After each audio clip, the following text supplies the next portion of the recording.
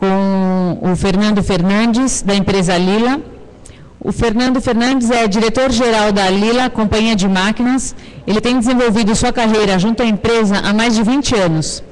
Ele é constantemente convidado como palestrante em eventos no Brasil e fora do Brasil, em feiras internacionais, para expor seus conhecimentos e suas pesquisas referentes ao processo de torra, as transformações químicas, a pirólise, profile roasting e outros elementos pertinentes à industrialização do café. O Fernando é graduado em Engenharia Mecânica pela Escola Politécnica da USP e tem MBA pela Fundação Getúlio Vargas. Uma salva de palmas para o Fernando. Obrigado. Boa tarde. Eu espero que esse horário aqui já agora, um pouco mais longe da hora do almoço, já estejam todos acordando um pouco mais, porque logo depois do almoço dá aquele soninho, né? E estamos com um público bom, né? Tem uma história que eu conheço que um palestrante veio e logo depois do almoço só tinha uma pessoa na plateia e ele, como bom profissional, não importa, ele fez a palestra toda, né? 2 horas de palestra e aquele fiel ouvinte se manteve o tempo todo ali ouvindo, né? Ao final da palestra ele se dirigiu até aquela ilustre pessoa e falou assim: olha, muito obrigado por ter permanecido até o final da palestra. Ele falou assim: obrigado não, a próxima palestra é minha, você fica aqui para assistir, né? Mas eu agradeço a presença de todos e a nossa intenção é contribuir com cada um de vocês com alguma coisa da experiência que nós temos aí acumulado ao longo desses anos, né? Queria dizer que ao longo do processo, enquanto eu estiver expondo, por favor, não deixem passar qualquer dúvida. Me interrompam de imediato, a gente discute o assunto, porque a ideia é essa, né? Não deixar dúvida. A questão tem que ser dinâmica, principalmente porque a gente dá uma palestra desse tipo, assim, existe assim, cada um tem um conhecimento diferente, um mais aprofundado numa área, o outro mais em outra. O que um entende não é o que o outro entende, então não vamos deixar passar em branco. E a dúvida de um esclarece aquele que não perguntou, que achava que estava entendendo e percebe depois que realmente não estava, né? E assim a gente trocando a experiência, vamos aprender todos, eu também, porque sempre a gente, né? Ninguém sabe tanto que não possa, na verdade, aprender alguma coisa a mais, e ninguém sabe tão pouco que não possa ensinar. Então, nossa ideia, nossa proposta, né? Evolução das técnicas de torra, apesar do tema parecer um tema específico, teria muito o que se falar nisso, né? Então, nós vamos tentar aqui dar uma perspectiva da seguinte maneira. Para a gente entender um pouquinho da questão de técnica de torra, nós vamos falar sobre algumas questões que envolvem o processo de torra, que é formas de transmissão de calor. Vamos falar dos princípios, né, diferentes formas de como esse calor pode ser trocado. E aí nós vamos entrar nesse assunto do que seria condução de calor, radiação ou convecção. E vamos tentar falar um pouquinho de vantagens e desvantagens de cada sistema. Porque quem estiver entrando no assunto sobre torra e começar a pesquisar, vai ouvir das tentativas mais diferentes referentes a esse aspecto.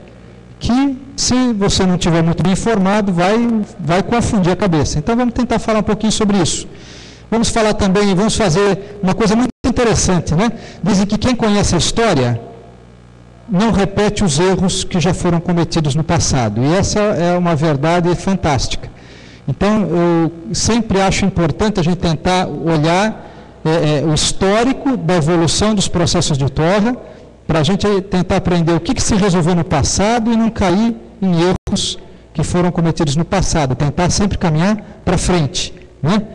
E aí vamos depois entrar em algumas questões mais específicas, já tentando focar e descobrir como é que a gente consegue ter um melhor processo de torra.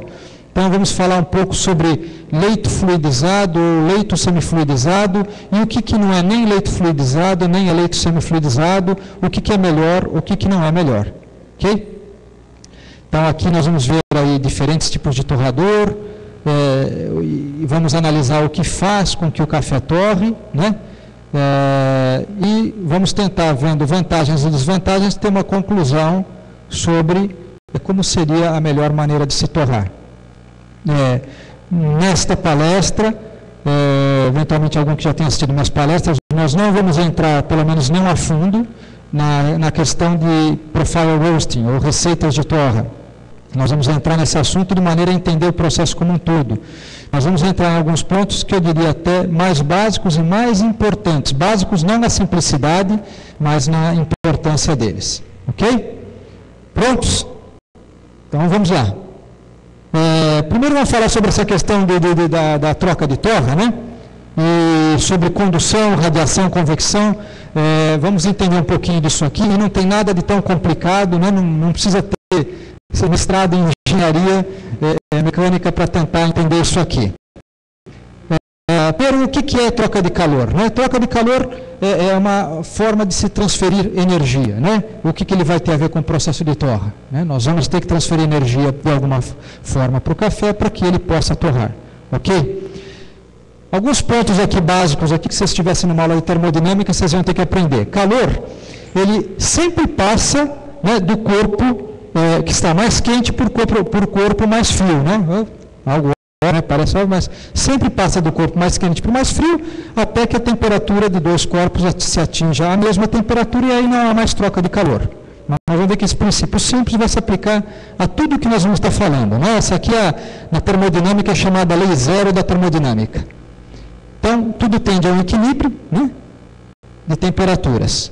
E aí, então, vamos falar o seguinte, tem formas de se fazer essa transferência de calor. A primeira é chamada condução. Condução é o seguinte, toda forma de contato de dois corpos sólidos. Você troca calor por condução.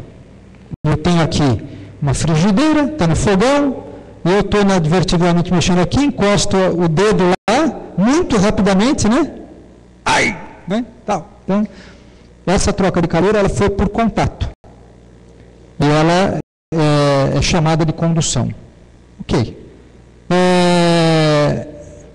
O que é, né, essa troca? Né? Na verdade, a gente fala que é energia, né? Se a gente olhar todo objeto, tudo, né, num passado distante, acreditasse que a matéria ela era ao contínuo, né?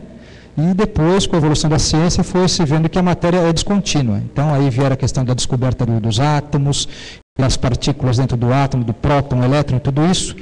A temperatura, ela nada mais é que a medida de energia que mede a energia cinética, ou em palavras mais coloquiais, a energia de movimento dessas moléculas e dessas partículas. Quanto maior a temperatura, quer dizer que esses átomos, moléculas, eles estão se movimentando com uma velocidade maior, e a gente fala que isso afeta tudo, afeta até a questão de elétrons e tudo, né? Então, mas basicamente para a gente ter é isso aqui, é como se imaginar uma mesa de bilhar, mas que as bolinhas estejam se movimentando. A temperatura alta, elas estão se movimentando, né, num frisson tremendo, né? Uma temperatura baixa, elas estão andando devagarinho, tal, sem muita coisa, uma batendo devagarinho na outra, tal. Temperatura alta demais, elas batem, vão até quebrar uma com a outra, tal. A gente vai entender muita coisa que acontece em termos de reação química, tentar fazer uma imagem na nossa mente sobre isso aí. Então, essa transmissão por condução, que é quando um objeto toca no outro, ela depende da diferença de temperatura deles, o mais quente vai passar calor para o mais frio, ela depende de uma superfície de contato. Se eu não tiver contato, não troca calor. Se eu encosto só a pontinha do meu dedo, essa mesa aqui, vamos dizer que está quente ou fria, passa calor, pouco calor. Eu abraço toda aqui com a minha mão inteira, vai transmitir mais calor, porque a área de contato é maior. Né? Então, são aqui os elementos aqui que estão ligados a essa questão. E tem aí característica do corpo, que tem corpos que conduzem mais calor, os outros menos calor, e assim por diante. Ok. Outra forma é a radiação. Essa aí, a ilustração mais fácil que a gente tem é o Sol. Está caminhando na praia, estou até lembrando eu aqui em janeiro, lá na praia, antes de começar as chuvas, lá em Ubatuba, onde eu estava, e você caminha na praia, e você sente aquele calor, você sente aquele calorzinho do sol, aquele solzinho, né, como todos vocês gostam de acordar às 6 da manhã, como eu, né, caminhando na praia às 6 da manhã, aquele sol gostoso aqui, de um lado só, você sente calor só desse lado, porque o sol está lá, o mar está ali, o sol está aqui, e esse lado não, esse calor é radiação, né? Não tem contato, o sol está longe, tão longe da gente, e eu sinto o calor dele, porque é essa forma por radiação, que ela vem por ondas eletromagnéticas, que transmite mesmo no vácuo. Né? Todo o corpo irradia calor. E ele depende, esse calor irradiado depende da temperatura do corpo. Então, quanto mais alta a temperatura do corpo, mais calor ele irradia. Né? um dado importante para a gente ter em mente, quem gosta e tem curiosidade sobre o assunto, é que essa quantidade de calor ela depende da quarta potência da temperatura do corpo. Então, se eu dobro a temperatura do corpo, o calor que ela emite não dobra apenas, ele é elevado à quarta potência. Então, tem um efeito aí exponencial na questão. E depende da distância dos corpos também, né? E a terceira forma de transmissão de calor é a convecção. Convecção, ela é a troca de calor entre um corpo sólido, por exemplo, que nos interessa é isso, e um outro elemento fluido, que poderia ser um líquido, pode ser um gás, pode ser o ar. Né? No caso da torra do café, normalmente é o ar. Né? E essa troca de calor, que é chamada de convecção, ela vai transmitir essa mesma energia cinética no contato do fluido com o corpo sólido. Ela também depende da diferença das temperaturas, da condutibilidade do corpo sólido e características do fluido em questão.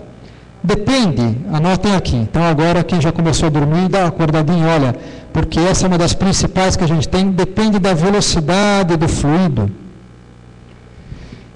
Deixa eu ver, mais ou menos aqui, quem costuma ou já foi em sauna aqui? Ninguém? Quem teve lugares, ambientes muito frios, vou pegar outro tipo de exemplo, porque pouca gente vai em sauna, lugar não necessariamente que neve, mas que é muito frio, que tem que se agasalhar brabo e tal, quem já... Tá. Aí você vai lá e fala, olha, a temperatura no Brasil dá 0 graus, é difícil, né? Você tem que correr lá para aquelas serras lá, né? Que falam, olha, vai nevar, todo mundo viaja, vai para lá, né? Para ver neve, né? Parece aquela coisa de louco, assim, querendo ver neve, depois cai a neve, né? Mas enfim. Fala 0 graus. Vocês perceberam já que se não estiver ventando, você até consegue não se agasalhar tanto? E que se bater um vento forte na mesma temperatura, você não aguenta o frio, e mesmo muito bem agasalhado, não adianta. Aí você fala, puxa, a temperatura é a mesma. Né? Então veja bem aquela questão, que depende, na verdade, da temperatura. A diferença do problema depende da velocidade do fluido. No caso, o fluido, no nosso caso, é o ar.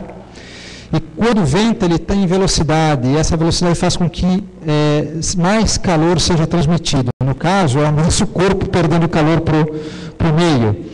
Mas esse é um exemplo interessante para a gente ter em mente e não esquecer, porque a condução depende muito da velocidade do fluido, mais do que, às vezes, a temperatura do ar. Por isso que o pessoal na previsão do tempo fala, olha, a temperatura aqui está em tantos graus, mas a sensação térmica está mais baixa porque está ventando. É isso, é exatamente isso que estamos falando. E nós vamos ver como isso afeta a torra do café. Certo? Ok. Está claro esse conceito? É um conceito importante. Não sei se ficou alguma dúvida sobre isso. Esse é um ponto que vai ser aplicado, a gente vai ter que entender para saber como é que a gente torra café. Ok. Então, a questão é a seguinte, olhar a condução, radiação e convecção, que são as 3 formas de transmissão de calor, vamos tentar analisar um pouco vantagens e desvantagens de cada forma para saber o que é que a gente deveria usar, uma combinação, um tipo só, se é um tipo só, qual tipo, né? Analisarmos isso. Ok, condução, depende de área de contato, né? E aí agora nós vamos começar já a olhar para café. Chega de falar em termos genéricos, certo? Vamos começar a olhar para café. Qual que é o formato do café? É algo plano como uma folha de papel? Concorda que uma folha de papel como aquela, como esse folder que está aqui em cima da cadeira, se a cadeira fosse transmitir calor, tem uma condição muito boa de transmissão, porque tem uma área grande de contato, porque ele é chato, né? Mas o café é assim? Ele está mais para quê? Que forma de redondo, né? Tá bom, um lado é meio achatado, mas a grande parte dele é redondo. Então, qual que vai ser se eu tiver ele em contato com uma superfície quente que vai transmitir calor com ele? Qual vai ser normalmente a área de contato desse grão de café? Muito pequena. Normalmente um ponto. Principalmente quando ele pegar na parte arredondada dele, vai ser um ponto de contato, certo? Ok. Então, áreas de contato pequenas, pontuais, na maior parte das vezes, né? Então, é o seguinte, você vai chegar e você vai fazer uma conta, vai chamar lá um engenheiro lá que faça toda a conta e falar, olha, quanto de calor eu preciso jogar no café para torrar o café, ele vai te dar uma taxa média de transferência de calor. Mas essa taxa média, como ela tem que passar toda por um ponto a cada instante, ela se torna uma taxa absurda naquele ponto, muito alta, né? E nessa questão dessa taxa muito alta, você vai gerar um problema, porque você vai vai torrar um café chamuscado com pontos queimados, justamente por isso, né? Você vai tentar evitar isso. Para evitar isso, você vai tentar limitar essa taxa de transferência de calor, você vai tentar reduzir ela, não porque você precisasse mesmo reduzir, mas por causa desse problema, né? E você então vai acabar tendo que necessariamente trabalhar com tempos de torra muito longos, porque para trabalhar com tempos de torra que seriam os mais aconselháveis, você teria que aumentar a troca de calor que passa por um ponto e você vai chamuscar o café. Isso ao longo do tempo começou a criar, para quem justamente trabalhava e trabalha, infelizmente ainda, com equipamentos não apropriados, o conceito de que, olha, café você tem que torrar lentamente. Tem mesmo, talvez com esse processo que você tenha, realmente não tenha jeito, né? Radiação, vamos pegar porque nós vamos voltar nesses pontos aqui, nós vamos entrar a fundo nisso aqui. Radiação. A área de exposição é maior, né? Pelo menos quando eu estou andando na praia, né? Metade do meu corpo sente a radiação do sol. E mesmo aqui, né, pegando um ângulo diferente, que pega, eu ainda estou pegando. Só o lado de cá, quando o sol vem de lá para cá, que não pega, mas já é uma condição que não é como ter uma chapa quente, eu encosto o ombro e queimo. Né? Queimo aqui o ombro e o resto não sente nada. Não, essa radiação vem, ela já tem uma abrangência maior em termos de área de transferência de calor, certo? Então, a penetração da radiação. Quando eu pego o calor por contato, realmente ele vai aqui tocar e ele vai depois transmitir. Se essa cadeira estava quente, eu toco aqui o meu dedo, eu toco minha mão, ele esquenta aquele ponto que tocou e depois vai esquentar a parte interna por transferência, também por condução dentro da minha mão. Já a radiação ela tem característica que ela consegue ter um certo grau de penetração, não é isso?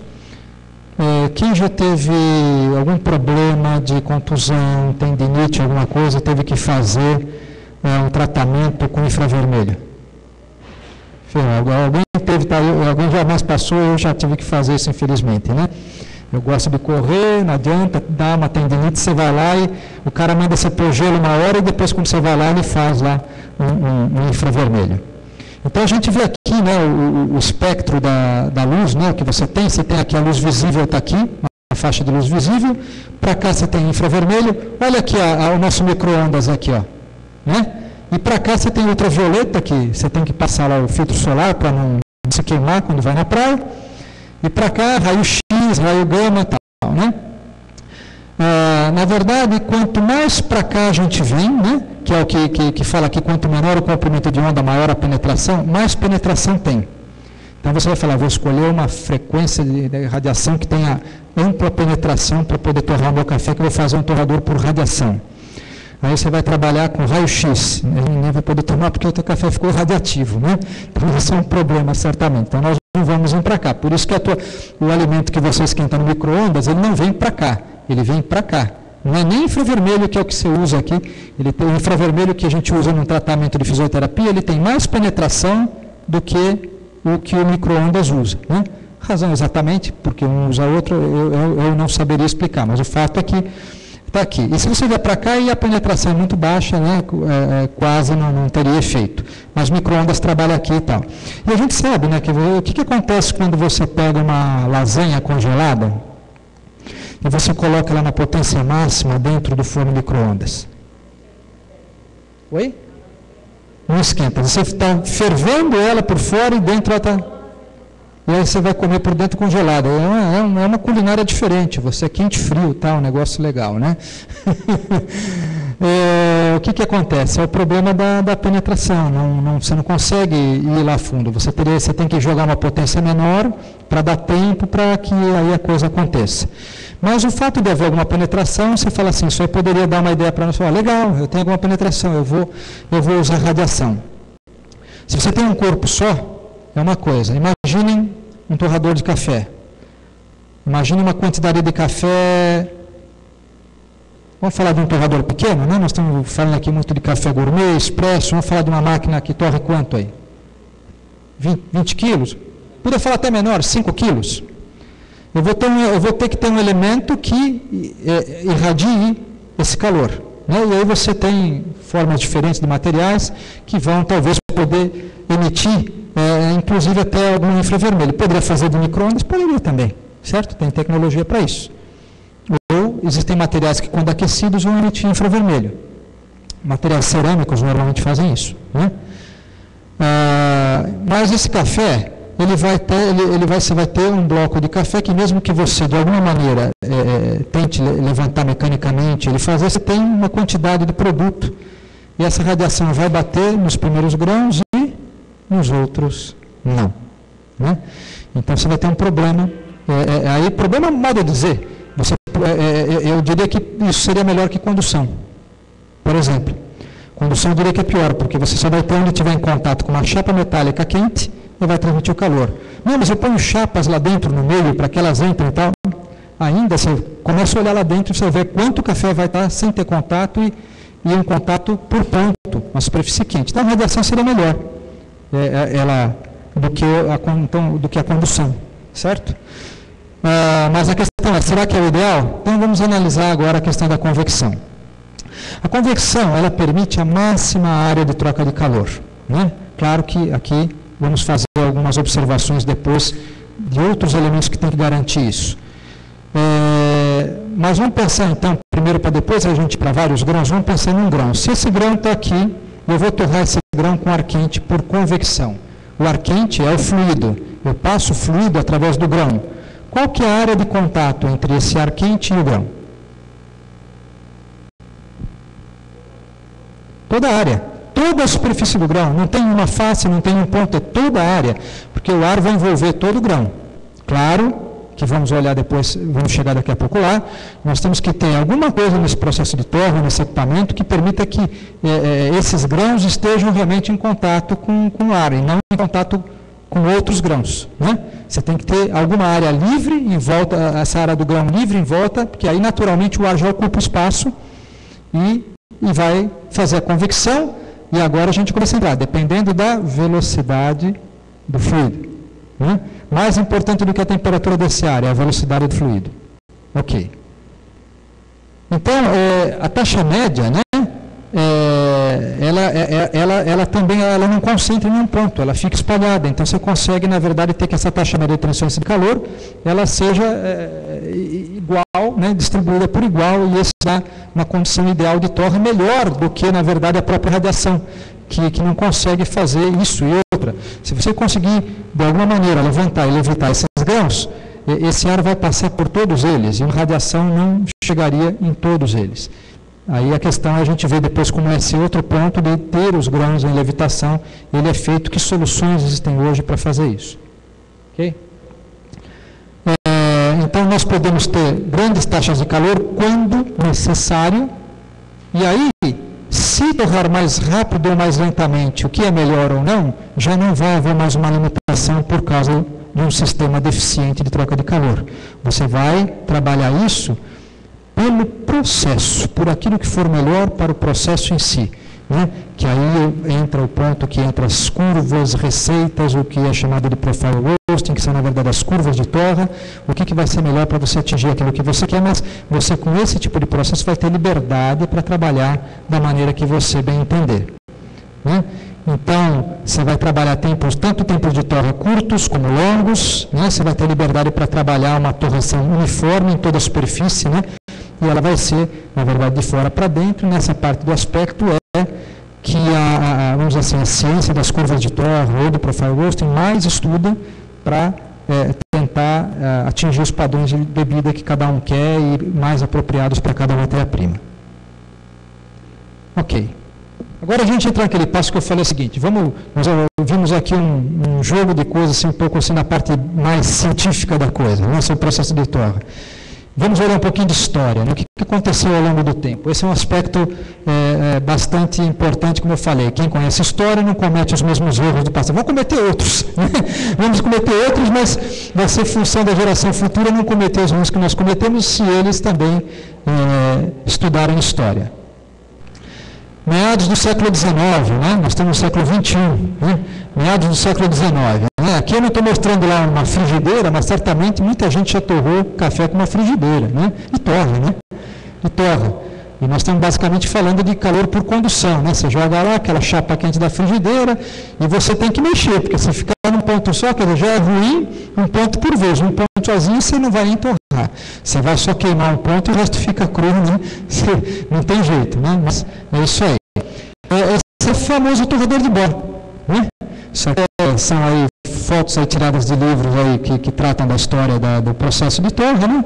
E aqui, olha, um processamento aqui, olha, um foguinho aqui, a lenha lá embaixo, né? Depois foi se trabalhando a questão como é que se diz, de outros combustíveis, e gás, e óleo e tal e tudo mais. Mas aqui um fogo a lenha e um tambor, uma bola aqui que era virado com uma manivela, né? Cara, opa, aqui, né? Aquela coisa aqui, mão de obra era barata, né? E o ar quente, aquele fogo passando aqui em volta dele, o café lá dentro, tinha umas perfurações aqui para que os gases do café que era torrado saíssem, né? E a transferência de calor, basicamente do que acontecia aqui, eu achei que ele ia passar atrás. Está aqui ele vai mostrar, vai pôr. Ela era feita assim por fora, né? Ela é feita por radiação da chama para cá e também convecção do ar quente passando em volta, né? Mas o que importa para nós não é aqui fora, o que importa é o que acontece lá dentro com o café. Por dentro é por condução, porque a chapa quente, o grão encosta na chapa quente e, né, vai sepecando tudo, mas acaba torrando. E era o que existia, né? Não, estamos falando, né, meados do século XIX, era o que existia, e tudo bem, você vai aprendendo, fazendo e errando, né? Mas o pessoal conseguia torrar o café. Certamente era uma evolução da frigideira, uma boa evolução da frigideira, né? Tempo de torra, você não tinha como torrar em menos de 30 minutos com um processo desse, porque você tinha que manter o fogo muito baixinho, senão você realmente ia ser feito de chamuscar, ficava tão intenso que, né, mesmo para o padrão de qualidade que se exigia naquela época, o cara não conseguia tomar, né?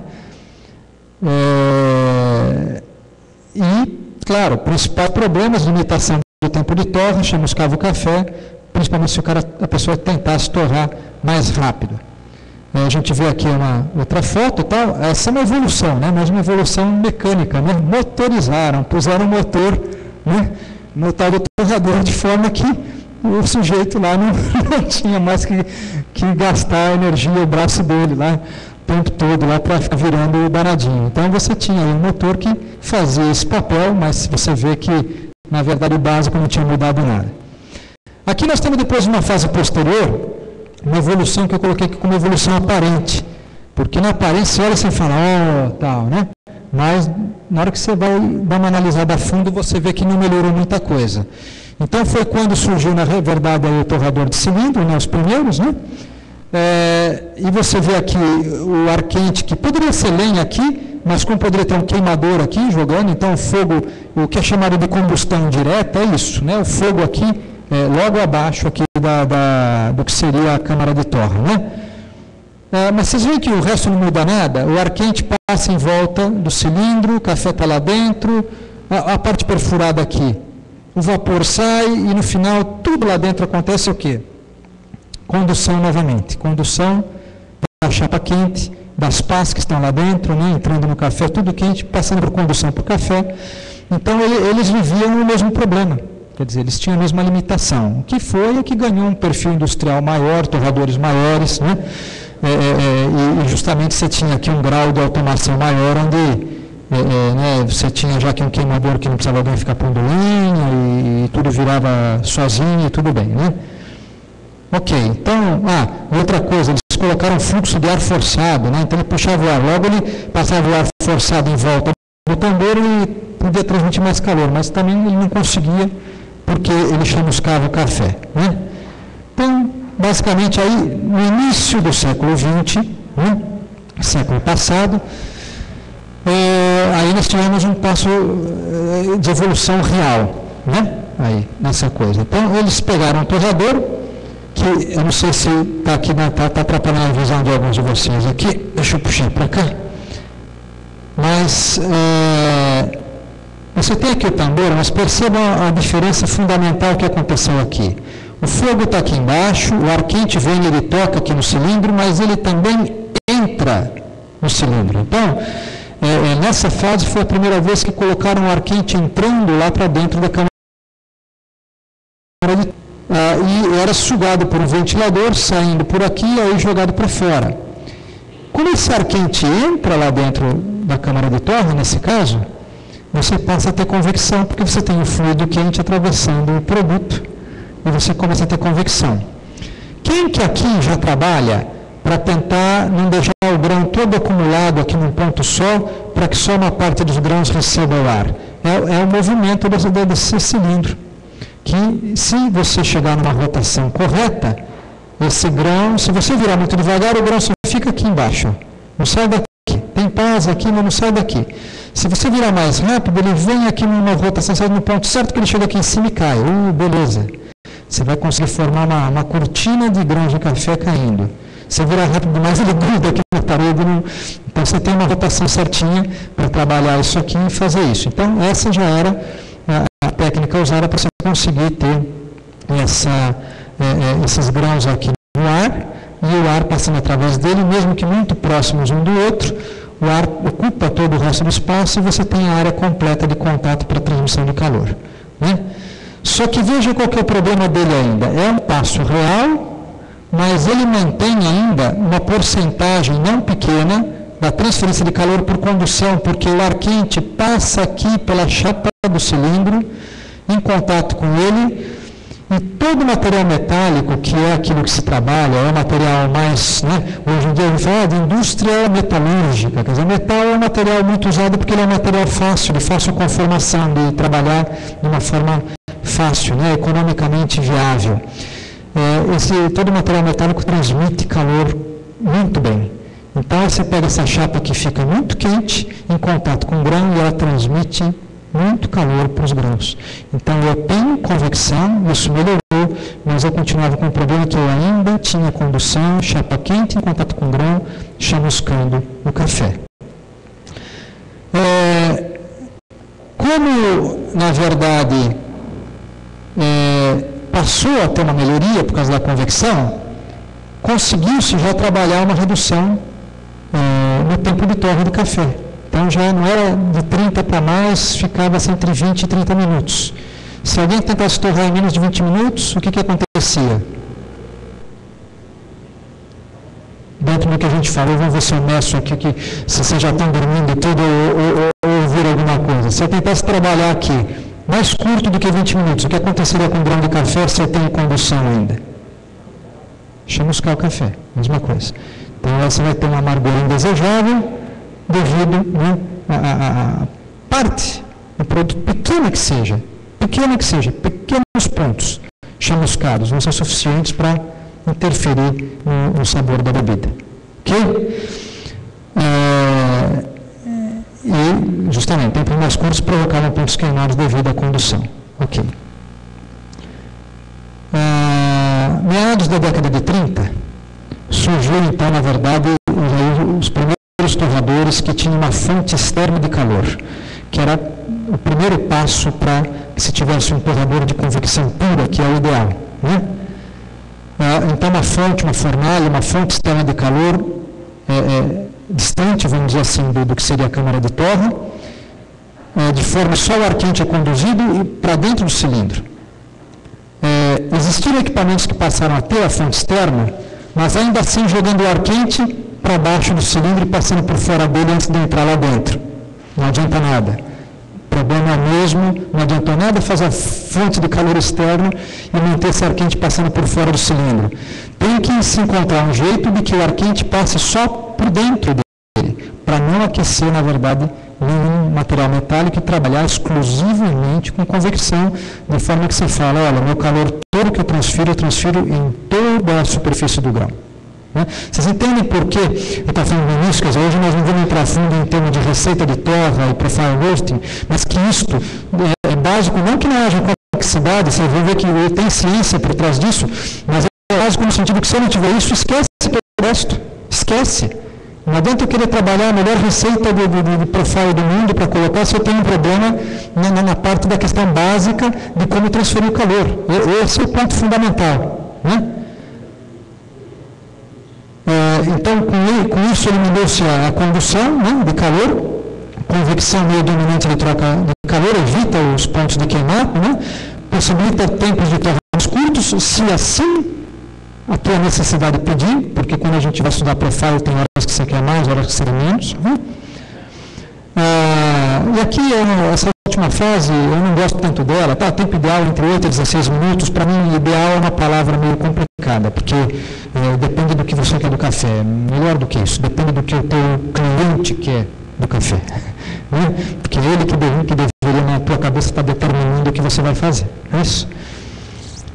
Ok. Bom, aqui a gente pega, eu queria saber o seguinte, se nessa parte ficou alguma dúvida, porque nós vamos dar uma avançada nessa coisa. Isso.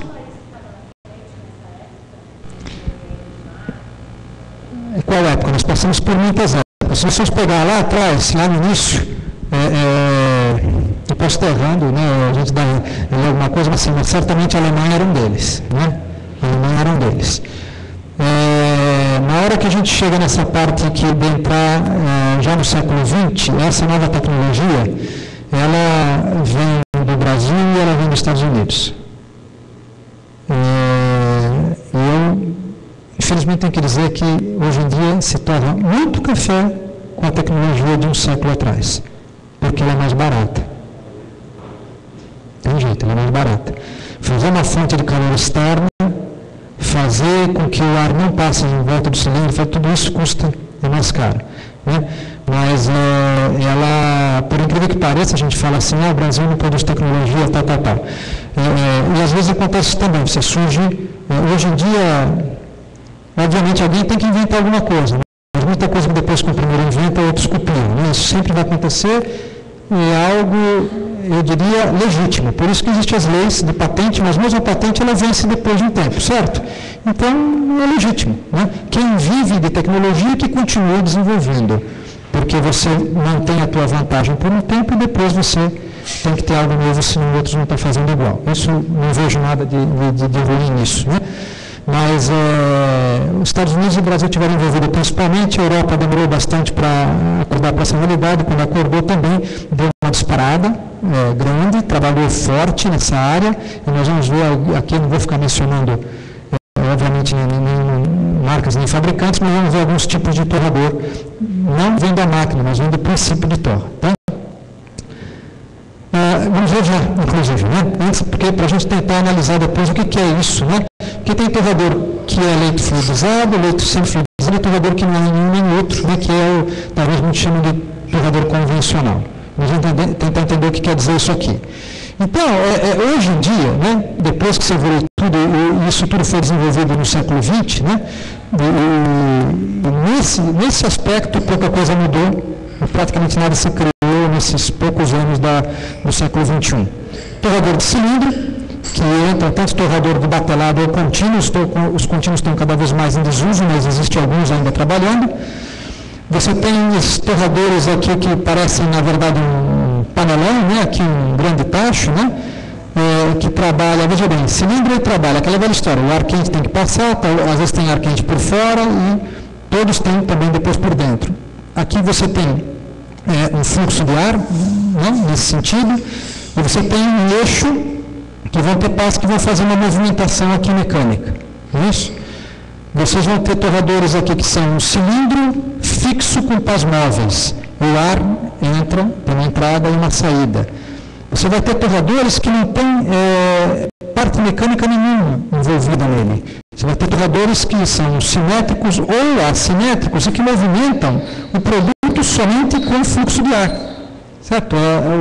O exemplo mais próximo que a gente vê disso aqui, fora do café, é uma droga, né? Eu vou me trair agora a minha idade. Vocês sabem que eu faço luzes, né?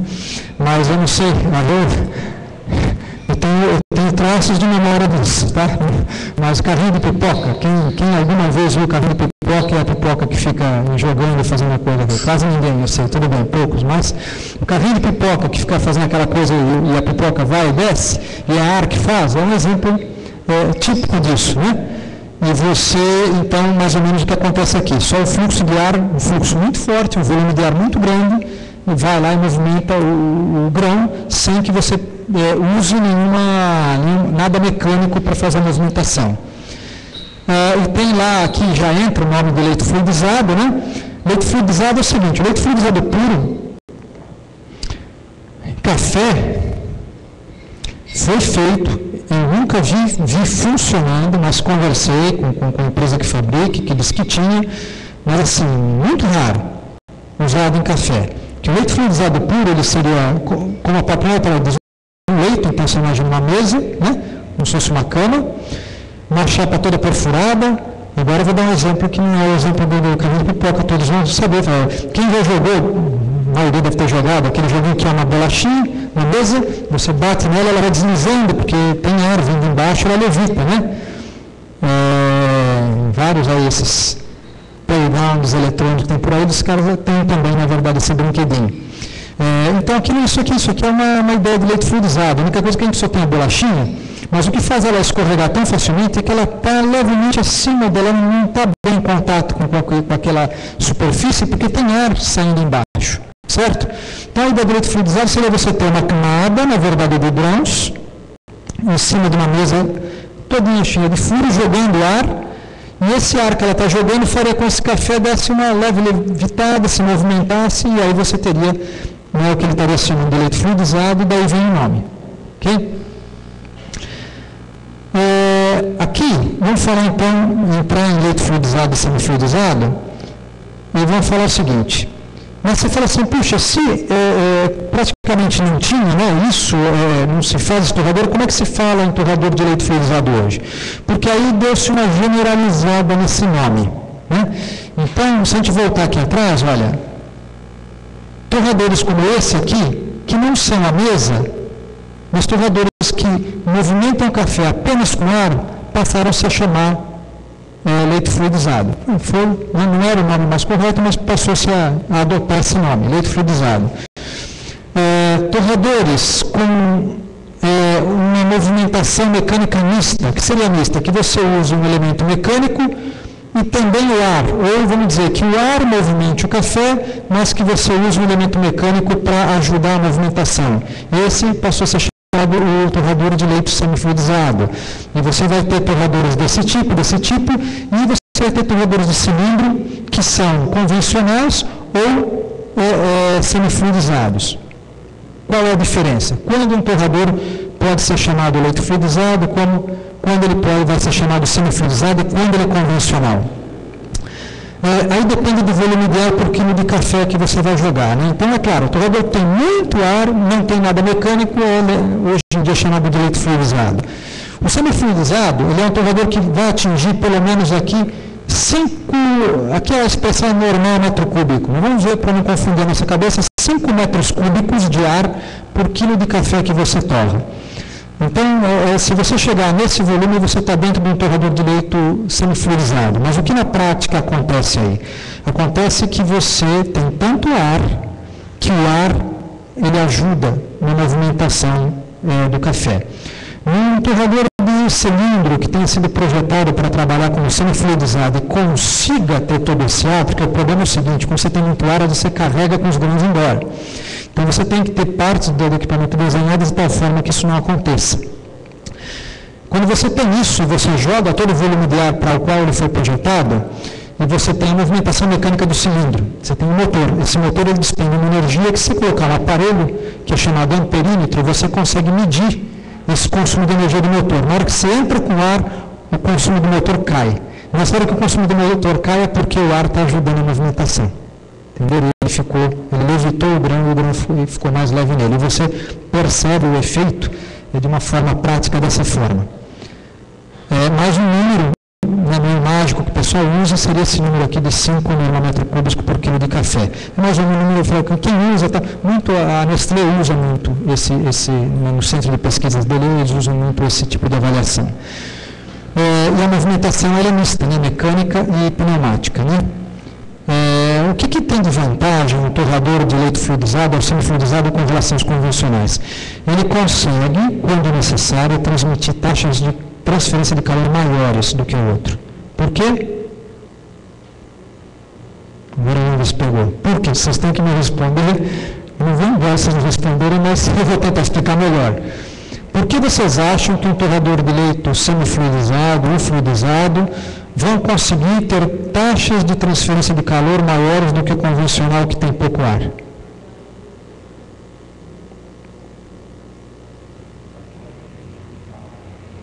O ar vai trazer mais calor. Quando venta, o exemplo é exatamente a sensação térmica, quer dizer, não é o mais importante, eu tinha falado, o mais importante não é a temperatura do ar, mas a velocidade do ar. Então, eles conseguem ter taxas de troca de calor maiores do que os convencionais. Claro que a gente tem que responder a pergunta por que isso é melhor, certo? Tudo bem. E nós vamos tentar fazer isso aqui já, rapidinho. Então, o leite fluidizado tem um volume de ar maior, então nós falamos disso, vamos dar uma corridinha aqui para a gente chegar aqui ao seguinte. Dar uma olhada de por que é bom ter altas taxas de calor e se é bom ter sempre ou não.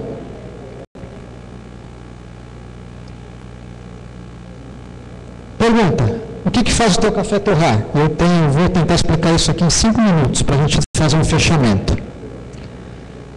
que faz o teu torrador torrar? O que vocês acham? É a temperatura do ar quente ou o fluxo do ar que faz o café torrar? Os dois. Concordam? Eu podia jogar um pouco de areia na farofa de vocês aqui agora. É isso ou é o calor que você transfere que torra? Não olha para essa forma não, esquece ela, não olha para ela não.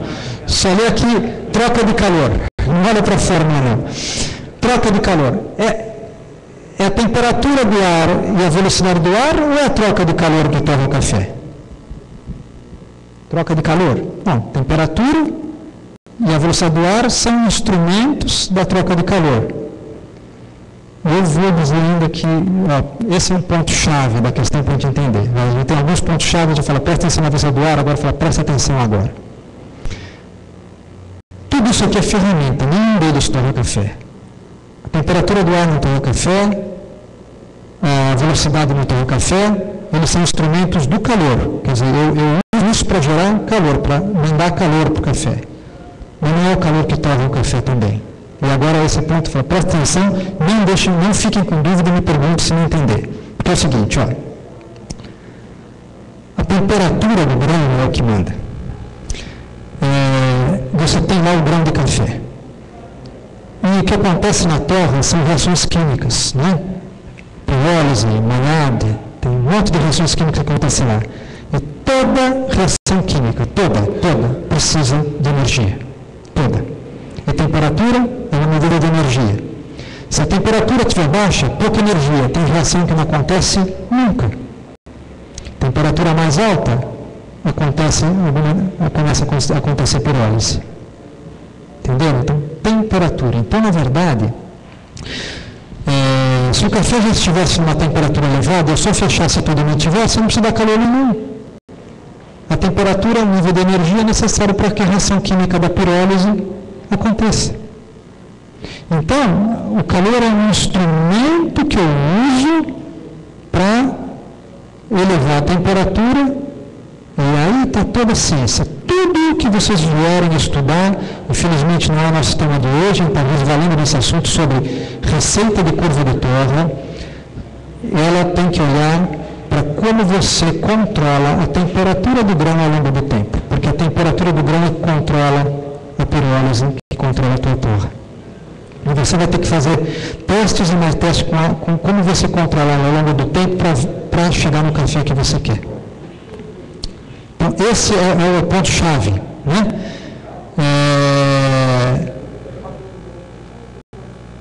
A temperatura, ela é, talvez não sei se ajuda essa visão, catalisador da torra, da pirólise, né? Deixa eu tentar dar um exemplo aqui para vocês verem como acontece, como controlar isso é importante. E como eu falei, nós estamos só dando uma resvalada nesse assunto aqui. Ele não é o nosso principal tema de hoje. Suponha que lá no café você tem elemento A, B e C, tá? Lá dentro do grão. Aqui é um exemplo que eu tenho tentando jogar ele da maneira mais prática possível para a gente tentar entender o que acontece quimicamente nele, mas sem falar de química. Né? Suponha que ele tem elemento A, B e C. E que você, depois, durante a torra, uma molécula grande dentro do café, ela quebra em duas menores, quebre nessa molécula B e E, o B quebra em FG e o C também quebra. Tá? E formou isso aqui. E que você vai ter uma reação entre esses dois sujeitos aqui, E e F. Mas lembra da energia? Reações, cada reação só vai acontecer a partir de uma certa temperatura, mas não são todas a partir da mesma temperatura. Cada reação vai ter uma temperatura mínima. Então, suponha que E só vai reagir com F quando 180 graus for atingido lá dentro do grão, e que vai formar J. Agora, suponha que F pode reagir com E, mas pode reagir com H também. Isso, essas questões complexas acontecem em grande quantidade. Só que a energia necessária para essa reação aqui, F e H, é maior. É 200 graus para formar L. Bem, se eu subir a temperatura até 180 e de propósito, eu dou uma brecada e seguro em 180 e não deixo subir mais, controlando o calor, controlando a temperatura, né, e velocidade para controlar o calor, então eu corto o calor, eu seguro ele vamos manter em 180 graus aqui. O que acontece? Vai começar a reagir muito o F, muito, formando o J, aí depois de um tempo eu subo, depois de um bom tempo para 200, só que o F acabou.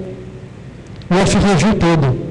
Logo eu não vou ter L na composição final do meu cafezinho para tomar. Agora, se eu fiz uma curva de torra diferente, onde eu subi rápido a temperatura e cheguei rapidamente a 200 graus, ainda vai ter F. E eu vou começar a ter L. Entenderam como controlando essa evolução da temperatura do grão do café ao longo do tempo, eu controlo a composição química do meu cafezinho depois. E o que interessa isso para nós se nós não somos químicos? Interessa aqui uma composição química diferente e ela tem um paladar diferente. Tudo. Até rendimento em peso da tua torre muda. Porque você muda aquilo que você, o que reagiu, alguns dos componentes, eles são gases, vão embora, então o que vai embora você perdeu o peso, mas você mudou a reação, você muda isso. Pergunto. Alguém tem dúvida sobre esse ponto? Esse ponto é fundamental. Se tiver dúvida, por favor, não deixe passar. Que aí a gente faz nossa conclusão. Então é o seguinte, a evolução da temperatura do grão é o elemento determinante da qualidade da torra. Ponto. Quer dizer, te falar isso, quer dizer, nós estamos vendo todo outro assunto, quer dizer, se eu tentar olhar só para isso e não tiver com uma troca do calor ideal, nada feito. Mas tendo, esse é o próximo passo, e esse assunto seria, não é que assunto para mais uma palestra, é um assunto para muita pesquisa. Muita pesquisa, porque a parte de como você torra de forma ideal, quanto à troca de calor, existem empresas que desenvolveram tecnologias e que você vai lá e compra, daqui. Isso aqui, você até tem quem vai te assessorar, você pode ter a própria empresa que te vendeu o maquinário vai te assessorar, você vai contratar consultorias que vão te assessorar nisso, você vai pesquisar e vai descobrir, mas está nas tuas mãos correr atrás da coisa. Isso é um fato. Isso aqui vai ser pesquisa, se você está no ramo de café, vai continuar a pesquisa da tua vida. Né? Ajudado por assessorias ou não, vai ser o trabalho da tua vida, aqui no que tange a qualidade. Ok? O outro não. O outro você já compra, está pronto e não tem problema. Né? Tá. Então aqui, tudo bem, já falamos que, da questão da qualidade, eu queria ir para a parte da conclusão final. Só exemplos aqui, essa questão de curvas de torre, onde você controlar a evolução da temperatura do grão ao longo do tempo. Essa curva aqui em rosa, ou púrpura, né? Ela é a temperatura do grão do café numa torre real, esse é um equipamento, é um printing de equipamentos em produção, né? Isso aqui é o momento onde a câmara de torra está vazia, então o que está se medindo ali sobe porque está medindo só o ar quente lá dentro. Quando o café cai na câmara de torra, então o elemento de medição entra em equilíbrio com o café e aqui passa a ter uma medição real. Ao longo da torra a temperatura vai subindo, chega no máximo onde a cor desejada do café foi atingida e entra um processo de esfriamento. Dúvidas? Claro?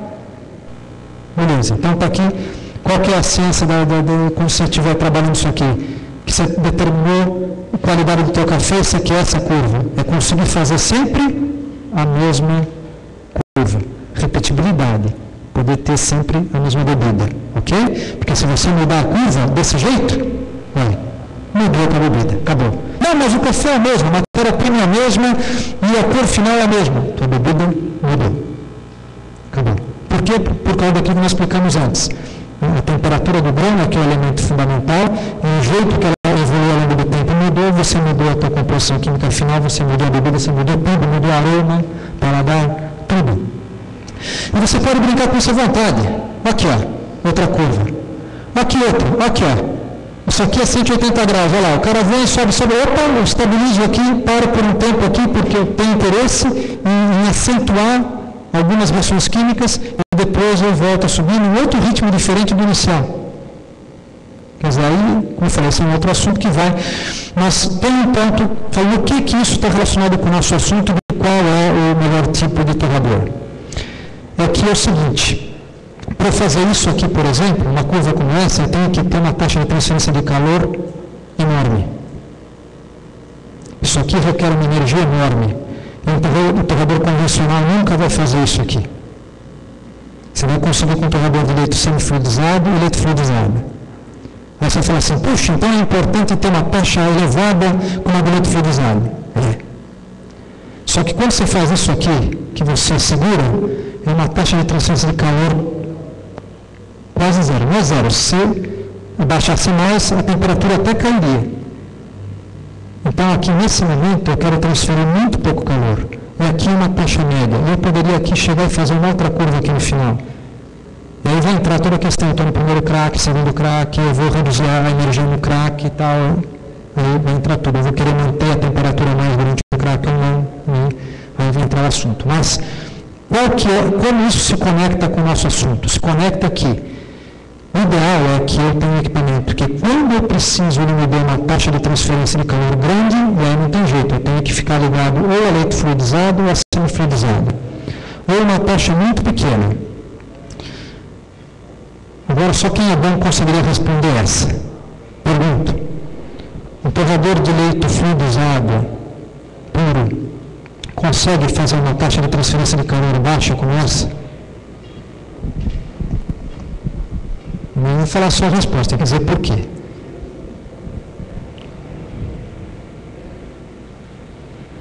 Quem responder essa leva um torrador gourmet para casa.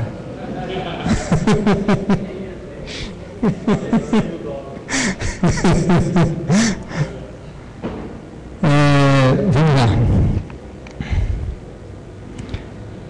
O leite fluidizado a gente falou, né? O que acontece aqui? No fluidizado puro, onde eu tenho só ar passando, a faixa de trabalho do profile é limitada. Por quê? Porque ele consegue transferir muito calor. Sim, o semifluidizado vai transferir, porque dois trabalham com muito volume de ar. Mas como a única forma de movimentar o café é com ar, e para cortar calor é mais eficiente eu reduzir a velocidade do que mexer com temperatura. E se eu mexesse muito com temperatura, eu vou ter outros problemas de custo no equipamento que inviabiliza. Ele não consegue, porque se ele reduzir o ar, o café não movimenta. A partir de um certo ponto, não precisa parar o café, não. A partir de um certo ponto, a torra começa a ficar não uniforme, porque a movimentação já não é boa. E você tem que ter uma movimentação mecânica, uma movimentação dos grãos muito boa para ter uma boa qualidade de torra, porque aí entra aquele ponto. Eu quero convecção, mas todos os grãos têm que estar aqui, meio que no ar flutuando, porque senão o ar não passa através deles. Então, quando a movimentação fica ruim, você começa a perder qualidade de torra. Então, a limitação do leite fluidizado puro, além dos problemas de consumo de energia elevadíssimo, né, ele tem o problema justamente de que ele tem uma limitação. Ele vai reduzir a vazão de ar para reduzir a troca térmica, chega um ponto que ele não pode reduzir mais. Aliás, isso é muito limitado. E o semifluidizado, como ele ainda usa o sistema mecânico, então ele consegue, na verdade, reduzir muito ar. Alguns torradores, como inclusive e principalmente os de cilindro de leite fluidizado, eles conseguem reduzir o ar quase todo. Eles colocam às vezes 10% do ar que ele usa em carga total e ele continua com uma troca de calor muito uniforme. Por quê? Porque a movimentação mecânica dele é perfeita. Né? E esse é o ponto que leva a gente nessa conclusão. Mais ou menos eu fui falando e fui adiantando, né? Que está mais ou menos uma repetição só aqui do leite fluidizado, os tipos novamente que a gente tem, né? Semifluidizado, a aeração dele aqui não simultânea, não é como o fluidizado puro, que era aquela mesa, mas ele tem uma ampla faixa de trabalho para o profile, consumo de energia baixo e ele consegue então trabalhar um profile do jeito que você quiser. Se você quiser, eu não tenho visto ninguém usar isso hoje em dia, mas sempre surge alguma descoberta nova, você quer subir a temperatura, depois descer a temperatura, no café você pode fazer. Eu não vi ninguém utilizando isso na prática ou em termos de produção, mas amanhã alguém descobre alguma coisa, tem muito a ser pesquisado nesse campo ainda, né?